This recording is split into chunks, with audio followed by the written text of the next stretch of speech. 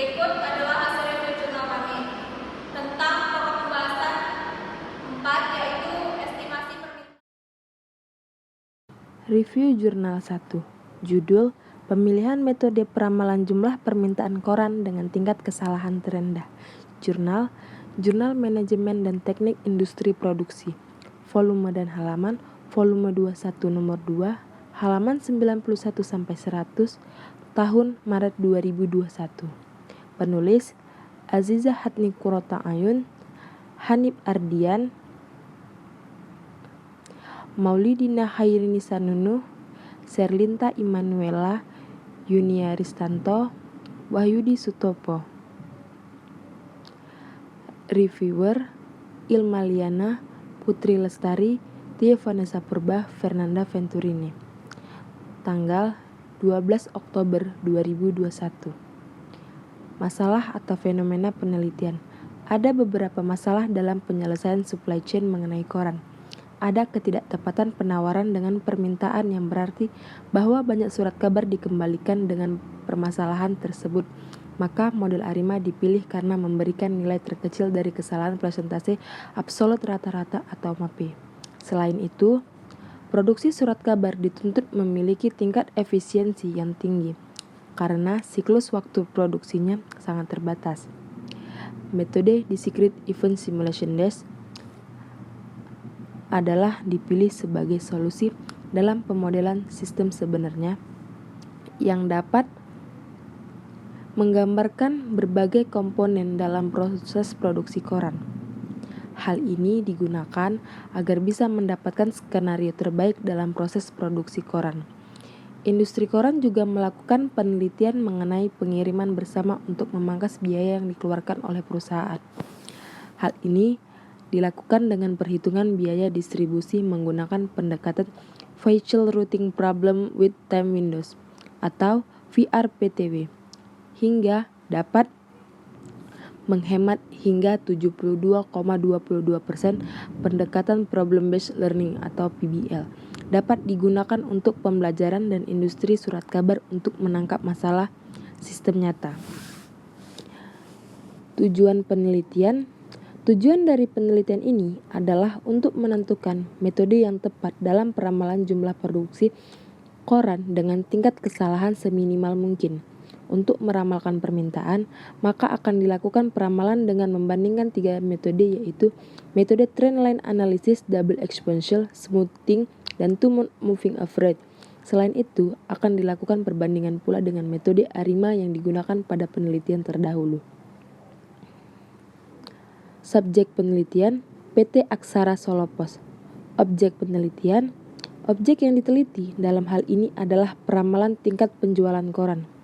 Metode penelitian, metode yang digunakan penulis dalam penelitian ini terdapat 3 metode, yaitu Trendline Analysis, Double Exponential Smoothing, dan Two-Month Moving Average.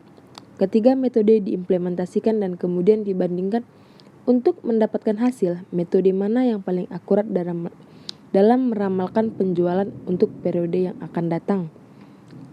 Akurasi hasil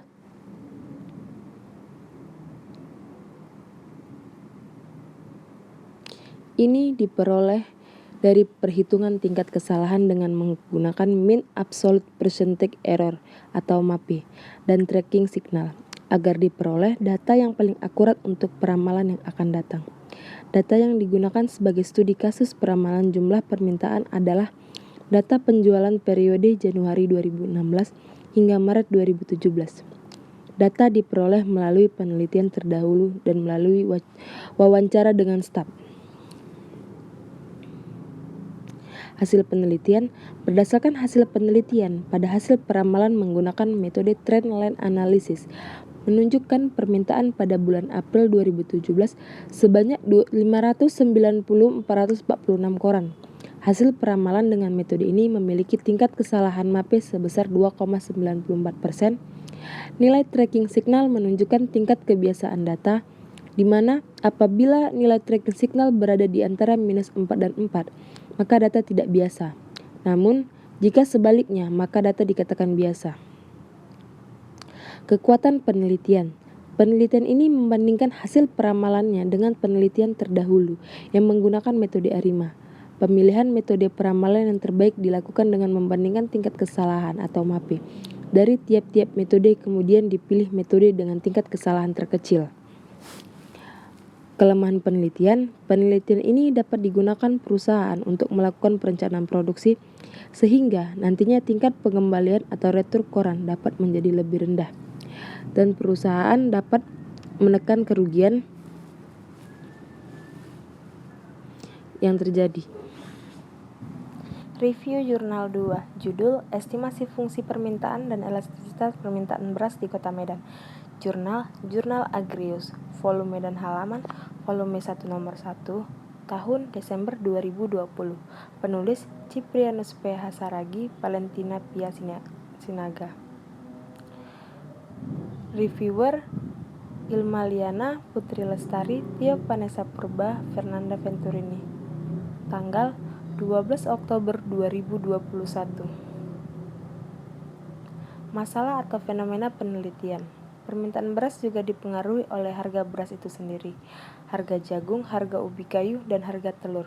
Harga beras tertinggi terjadi pada tahun 2016 dan terendah terjadi pada tahun 2019. Harga jagung tertinggi terjadi pada tahun 2014 dan terendah pada tahun 2015. Harga ubi kayu tertinggi terjadi pada tahun 2019 dan terendah tahun 2018. Harga telur tertinggi terjadi pada tahun 2017 dan terendah terjadi pada tahun 2015. Permintaan beras juga dipengaruhi oleh pendapatan masyarakat. Semakin tinggi pendapatan, maka permintaan terhadap beras akan meningkat sampai pada tingkat tertentu. Winarto 2010. Secara rata-rata, tingkat pertumbuhan pendapatan per kapita masyarakat meningkat 4,10% per tahun. Permintaan beras di Kota Medan secara rata-rata meningkat setiap tahunnya, meskipun ada penurunan permintaan beras pada tahun 2015 sampai 2017 setelah mengalami penurunan. Permintaan beras cenderung mengalami peningkatan pada tahun-tahun berikutnya. Tujuan penelitian: 1. Menganalisis faktor harga beras, harga jagung, harga ubi kayu, harga telur, pendapatan penduduk dan jumlah penduduk terhadap permintaan beras di Kota Medan. 2.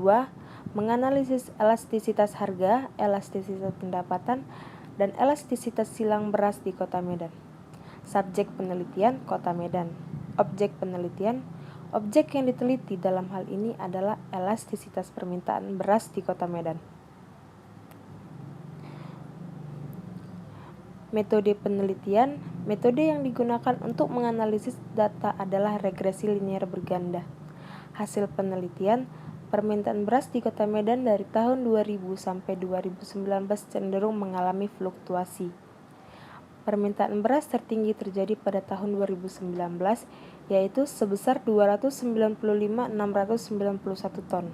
Sedangkan permintaan beras terendah terjadi pada tahun 2005, yaitu sebesar 271.988 ton BPS 2020.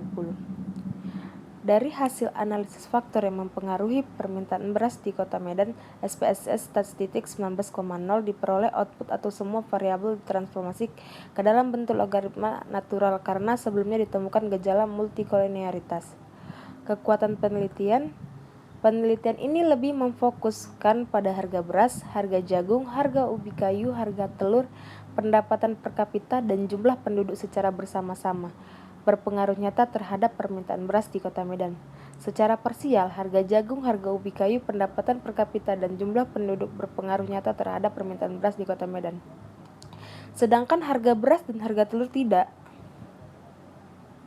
berpengaruh nyata terhadap permintaan beras di Kota Medan. Kelemahan penelitian: 1. Pada hasil penelitian ini masih banyak terdapat kekurangan seperti dari hasil pembahasan dan teori yang digunakan pada jurnal tersebut kurang lengkap. 2. Tidak memberikan deskripsi secara lengkap yang disertai gambar. 3. Kesimpulan dari penelitian kurang lengkap dan jelas sehingga sulit untuk dimengerti. 4. Peneliti tidak membuat gambar grafik dari hasil penelitiannya.